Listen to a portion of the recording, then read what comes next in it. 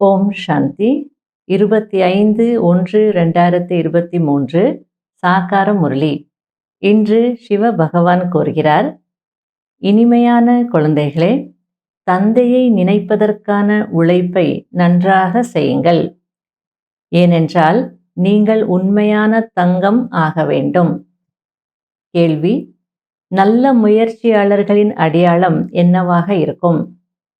பதில்: யார் நல்ல முயற்சியாளர்களாக இருப்பார்களோ அவர்கள் ஒவ்வொரு அடியிலும் ஸ்ரீமத் படி நடப்பார்கள். சதா ஸ்ரீமத் படி நடக்கக்கூடியவர்கள்தான் உயர்ந்த பதவியை அடைவார்கள். பாபா குழந்தைகளிடம் சதா ஸ்ரீமத் படி நடக்க வேண்டும் என்று ஏன் கூறுகிறார்? ஏனென்றால் அவர் ஒருவர்தான் உண்மையிலும் உண்மையான நாயகன். மற்ற அனைவரும் அவருடைய நாயகிகள். இந்த முரளிலே பாபா பாரதத்தினுடைய மகிமை என்னன்றது புரிய வச்சிருக்கிறார். பாபா பாரதத்தில் வரார் அப்படின்னா, பாரதத்தையே சொர்க்கமாக மாற்றுறார் அப்படின்னா, அந்த பாரதத்திற்கு எவ்வளோ மகிமை இருக்கும் இல்லையா?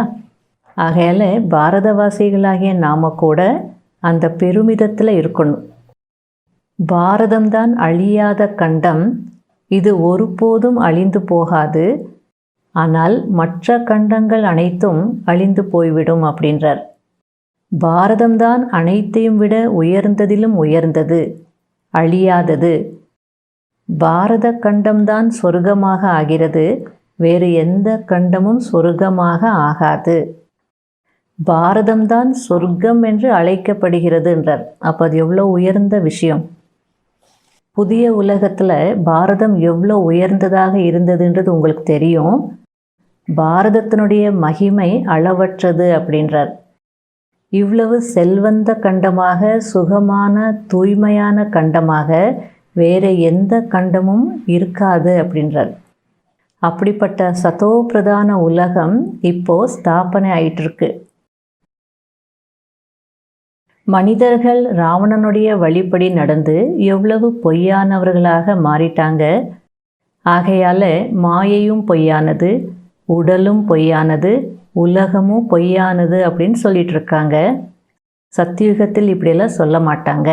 ஏன்னா அது உண்மையான கண்டம். அங்கு பொய்யினுடைய பெயர் அடையாளமே இருக்காது.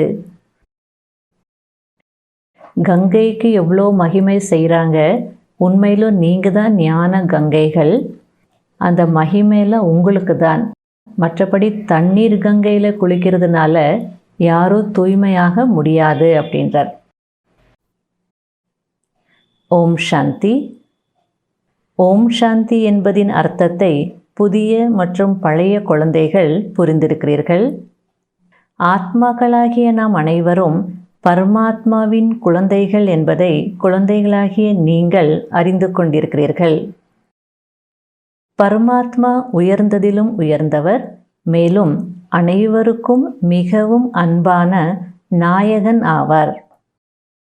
குழந்தைகளுக்கு ஞானம் மற்றும் பக்தியின் ரகசியத்தை புரிய வைத்திருக்கிறார். ஞானம் என்றால் பகல், சத்யுகம், திரேதாயுகம். பக்தி என்றால் இரவு, துவாபரம் மற்றும் கலியுகம். பாரதம்தான் அழியாத கண்டம். இது ஒருபோதும் அழிவதில்லை. மற்ற அனைத்து கண்டங்களும் அழிந்து போய்விடுகிறது. பாரதம்தான் அனைத்தையும் விட உயர்ந்ததிலும் உயர்ந்தது, அழியாதது. பாரத கண்டம்தான் சொர்க்கமாக ஆகிறது. வேறு எந்த கண்டமும் சொர்க்கமாக ஆகுவதில்லை. பாரதம்தான் சொர்க்கம் என்று அழைக்கப்படுகிறது. இப்பொழுது தந்தை உங்களுக்கு ராஜயோகம் கற்பிக்கிறார். இது கீதையின் புருஷோத்தம சங்கம யுகமாகும். பாரதம்தான் மீண்டும் புருஷோத்தமமாக ஆகவிருக்கிறது. பாரதவாசிகளில் பெரும்பாலானவர்கள் இறைவன் அந்தர்யாமி, அனைத்தும் அறிந்தவர் என்று சொல்லி தவறு செய்கிறார்கள். அனைவருக்குள்ளேயும் இருப்பதை அறிந்திருக்கிறார்கள் என்று சொல்கிறார்கள். அதற்கு தந்தை, எனக்கு யாருக்குள் என்ன இருக்கிறது என்பது எதுவும் தெரியாது என்று கூறுகிறார். என்னுடைய வேலை தூய்மையற்றவர்களை தூய்மையாக ஆக்குவதுதான். மற்றபடி நான் அந்தர்யாமி கிடையாது. என்னை தூய்மை இல்லாத உலகத்தில்தான் அழைக்கிறார்கள். மேலும் நான் ஒரே ஒரு முறைதான் வருகிறேன். பழைய உலகத்தை மீண்டும் புதியதாக உருவாக்க வேண்டிய நேரத்தில் வருகிறேன் என்று பாபா கூறுகிறார். புதிய உலகத்தில் பாரதம் எவ்வளவு உயர்ந்ததாக இருந்தது என்பதை குழந்தைகள் அறிவீர்கள். பாரதத்தின் மகிமை கூட அளவற்றது. இவ்வளவு செல்வந்த கண்டமாக, சுகமான, தூய்மையான கண்டமாக வேறு எந்த கண்டமும் இருப்பதில்லை. இப்பொழுது அப்படிப்பட்ட சதோபிரதான உலகம் ஸ்தாபனை ஆகிக் கொண்டிருக்கிறது. நான் வந்து தூய்மையற்றவர்களை தூய்மையாக ஆக்கும் காரியத்தை மட்டும்தான் செய்கிறேன். 21 பிறவிகளுக்கான ராஜ்ய பாக்கியத்தை கொடுக்கிறேன். பக்தியில் இருப்பது அல்பகால சுகம். அதை சந்நியாசிகள் காக்கை எச்சத்திற்கு சமமான சுகம் என்று சொல்கிறார்கள். ஆகையால் சந்நியாசிகள் வீடு வாசலை விட்டு விடுகிறார்கள். அது எல்லைக்குட்பட்ட சந்நியாசம். அவர்கள் ஹட்டயோகிகள் அல்லவா? பகவானை அறியாமலேயே இருக்கிறார்கள். பிரம்மத்தை நினைவு செய்கிறார்கள். பிரம்மமோ பகவான் கிடையாது. பகவானோ ஒரே ஒரு நிராகார சிவன் ஆவார். அவர் அனைத்து ஆத்மாக்களின் தந்தை ஆவார். பிரம்மம் என்பது ஆத்மாக்களாகிய நாம் வசிப்பதற்கான இடமாகும்.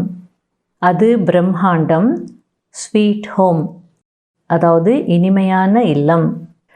அங்கிருந்து ஆத்மாக்களாகிய நாம் இங்கு பாகத்தை ஏற்று நடிப்பதற்காக வருகிறோம். அடுத்தது பாபா சாது சந்நியாசிகள் கூட ஹம்சோ என்பதின் அர்த்தம் தவறாக சொல்கிறார்கள்.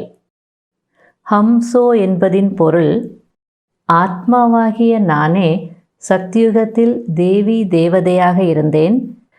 பிறகு நானே க்ஷத்ரியரானேன், நானே வைஷ்யர், நானே சூத்ரராக ஆனேன் என்பதாகும். அவங்க ஹம்சோ சோகம் அப்படின்னா நான் ஆத்மா பரமாத்மா ஆயிடுவேன், அதுக்கப்புறம் பரமாத்மாவிலிருந்து ஆத்மா, இப்படி புரிய வைக்கிறாங்க. அதுக்கு பாபா சொல்கிறார், அப்படி ஆக முடியாது. நான் ஆத்மா வேணும்னா தேவதை ஆகலாம், அப்புறம் தேவதையாக இருக்கக்கூடிய ஆத்மாவே க்ஷத்ரியன் ஆகலாம், அப்புறம் வைஷ்யன் ஆகலாம், அதுக்கப்புறம் சூத்ரன் ஆகலாம், மறுபடியும் சூத்ரன்லேருந்து பிராமணனாகி மறுபடியும் தேவதை ஆகலாம். இதுதான் உண்மையான ஹம்சோ சோகம்னுடைய அர்த்தம். மனிதர்கள் ராவணனின் வழிப்படி நடந்து எவ்வளவு பொய்யானவர்களாக ஆகிவிட்டார்கள் என்று தந்தை கூறுகிறார். எனவே பொய்யான மாயை, பொய்யான உடல் என்றும் சொல்கிறார்கள். சத்தியுகத்தில் இப்படி சொல்ல மாட்டார்கள். அதாவது கலியுகத்தில் இப்படி சொல்கிறாங்க, ஜூட்டி மாயா, ஜூட்டி காயா, ஜூட்டி சப் சன்சார் அப்படின்னு.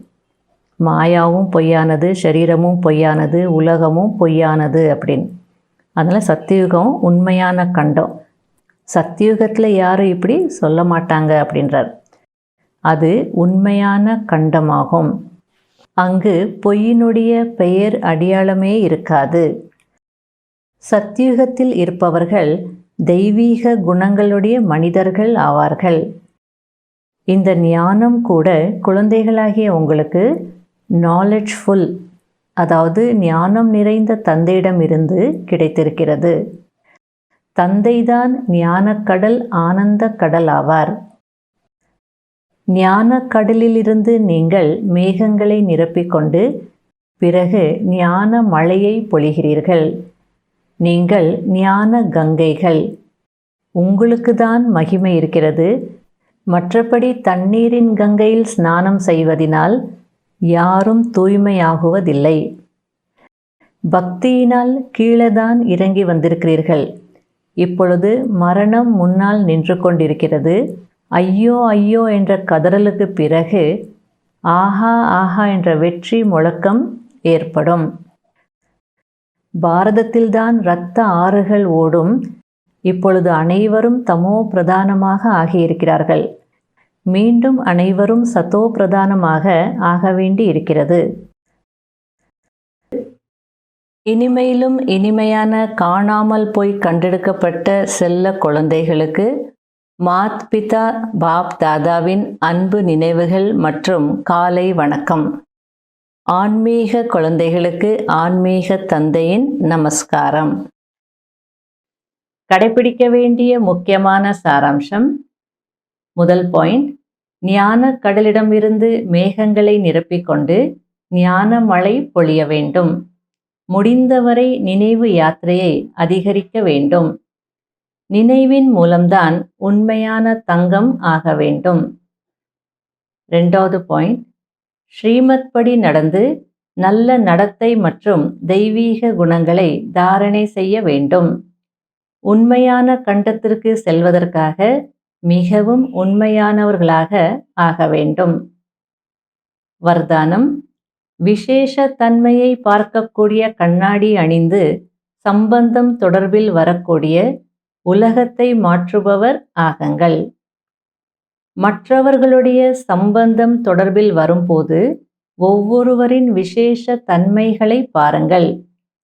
விசேஷ தன்மைகளை பார்க்கக்கூடிய பார்வையை தாரணை செய்யுங்கள். எப்படி இப்பொழுதெல்லாம் கண்ணாடி அணிவது ஃபேஷனாக இருக்கிறது, மேலும் மிகவும் அத்தியாவசியமானதாக இருக்கிறது. அதுபோல் விசேஷ தன்மைகளை பார்ப்பதற்கான கண்ணாடியை அணிந்து கொள்ளுங்கள். வேறு எதுவும் தென்படக்கூடாது. எப்படி சிவப்பு கண்ணாடி அணிந்து கொண்டு விட்டால் பச்சையும் சிவப்பாக தென்படுகிறது. ஆகவே விசேஷ தன்மை என்ற கண்ணாடியின் மூலம் குப்பையை பார்க்காமல் தாமரையை பார்ப்பதின் மூலம் உலக மாற்றத்திற்கான விசேஷ காரியத்திற்கு நிமித்தமாகி விடுவீர்கள்.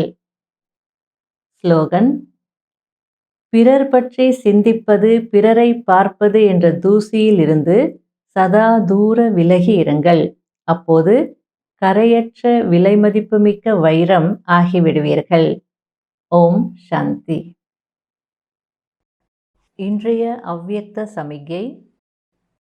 ஒருமுகத்தன்மை மற்றும் திடத்தன்மைதான் சகஜ வெற்றிக்கான சாவியாகும். எங்கு அநேக உயர்ந்த ஆத்மாக்களின் ஒருமுகத்தன்மையின் சக்தி குழு ரூபத்தில் இருக்கிறதோ அங்கு உயர்ந்த தன்மை மற்றும் தெளிவு தன்மையின் கூடவே வெற்றி அடங்கி இருக்கவே இருக்கிறது. திடத்தன்மையின் அடையாளம் வெற்றியாகும். திடத்தன்மை இருக்கும் இடத்தில் வெற்றி கிடைக்கவில்லை என்று இருக்கவே முடியாது. அதாவது ஒருமுகத்தன்மை இருந்தாலே போதும், சகஜமாக வெற்றி அடையலான்னு சொல்கிறார்.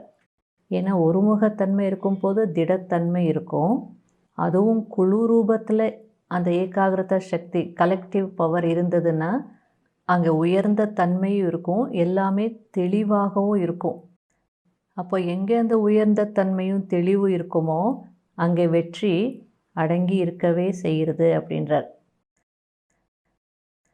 இன்றைய சுயமரியாதை. நான் அஷரீரி தபஸ்வி ஆத்மா. சிந்தனைக்கான பாயிண்ட், அஷரீரி தபஸ்வி ஸ்வரூபம் ஆகுவதற்கு என்ன முயற்சி செய்ய வேண்டும், எந்தெந்த விஷயங்களை கவனத்தில் கொண்டு வர வேண்டும் என்று சிந்திக்க வேண்டும். யோகா பயிற்சி. நான் அஷரீரி தபஸ்வி ஆத்மா. தபஸ்வி நிலையை என்னுடைய நினைவாக பக்தர்கள் கோவிலில் வைத்து கீர்த்தனைகள் செய்வது, பூஜை செய்வதுமாக இருக்கிறார்கள். தபஸ்வி ஆத்மாவாகிய நான் என்னுடைய மூன்றாவது கண் மூலம் உலகத்தின் கீழான நிலையை அழித்து கொண்டிருக்கிறேன் என்று யோகா பயிற்சி செய்ய வேண்டும்.